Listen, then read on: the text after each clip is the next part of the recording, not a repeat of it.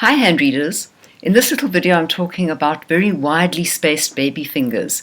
Baby fingers are governed by air in chirology and they are called mercury fingers in palmistry. When they are very wide spaced from the adjacent Apollo finger or the sun finger, there is quite a strong significance in terms of how to interpret. My name's Jennifer. I've been practicing hand reading and chirology and palmistry for many years.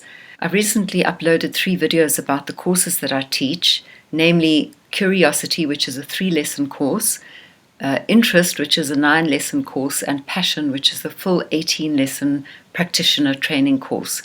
And I invite you to go and have a look at those videos. Perhaps you'd like to study with me. The air finger relates primarily to how we communicate, but also to matters of financial exchange, to sexuality, and to a sense of self-worth. Those of us with wide baby fingers are candid communicators.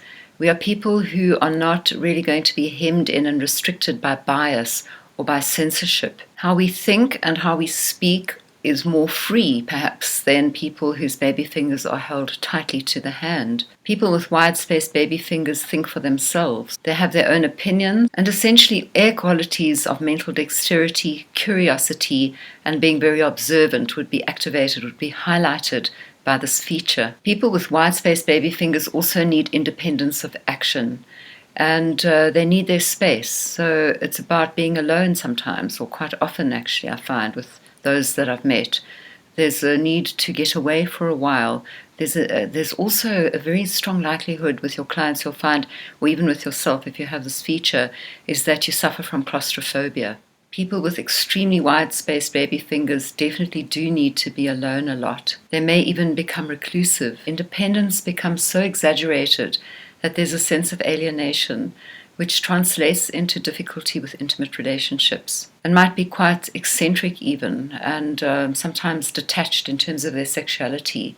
And also, of course, this would aspect a deep inner loneliness, which would have to go with those type of traits or tendencies. It's also worth mentioning that there is a very well-known and rather famous person in the hand-reading world who maintains that a wide-spaced baby finger relates to a deep inner rage and anger at the mother. He says anger verging on hatred. So I'd like to hear from you, those of you who have this feature. Do you agree with that? I personally don't quite agree with that meaning. Very curious to know your thoughts. Of course, as a counseling and coaching theme for people with wide-spaced baby fingers, one would explore all of the above. Perhaps starting just with the more light components, like, for example, do you suffer from claustrophobia? And then you might ask them about their intimate relationships. How do they sustain?